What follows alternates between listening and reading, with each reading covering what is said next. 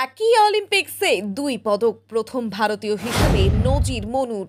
রবিবার ইতিহাসের পাতায় নাম তোলেন প্রথম ভারতীয় মহিলা শুটার হিসেবে অলিম্পিকে পদক জয়ের নজির গড়েন।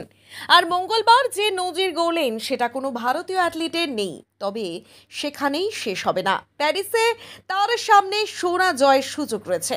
স্বাধীনতার পর থেকে প্রথম ভারতীয় হিসেবে এটি অলিম্পিক্সে জোড়া পদক জয়ের নজির গড়লেন মনু ভাকের। রবিবার মহিলাদের 10 মিটার এয়ার পিস্তলে ব্রোঞ্জ জেতেন ভারতের তারকা শুটার। আর মঙ্গলবার 10 মিটার এয়ার পিস্তলের মিক্সড টিম ইভেন্টে সরবজোত সিং এর সঙ্গে ব্রোঞ্জ জিতলেন মনু। আর সেই জয়ের সুবাদে প্রথম ভারতীয় হিসেবে একই অলিম্পিক্সে জোড়া পদক জয়ের নজির গড়ে ফেললেন মনু।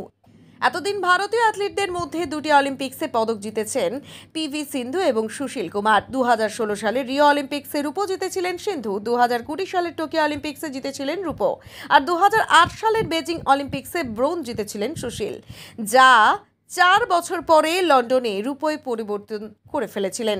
আর তৃতীয় ভারতীয় হিসেবে দুটি অলিম্পিক পদক জয়ের নজির গড়লেন মনু। সেই দুটি পদকও জিতেছেন একই অলিম্পিক্সেই।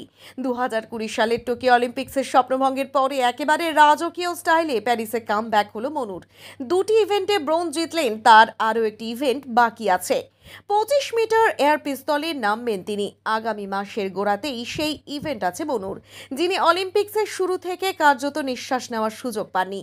পরপর নেমেছেন ইভেন্টে, জিতেছেন জোড়া পদক, আর এবার কিছুটা সময় পাবেন, তারপর নামবেন মহিলাদের 25 মিটার এয়ার পিস্তল ইভেন্টে। সেই ইভেন্টে অবশ্যই সোনা জেতার চেষ্টা করবেন মনু। আর সেটা যদি হয় তাহলে ভারতের ইতিহাসে সর্বকালের সেরা অলিম্পিয়ানের তকমা পেয়ে যাবেন। মঙ্গলবার ব্রোঞ্জ পদকের ম্যাচে দক্ষিণ কোরিয়াকে 16-10 পয়েন্টে হারিয়ে দেন মনু এবং সরবজোত।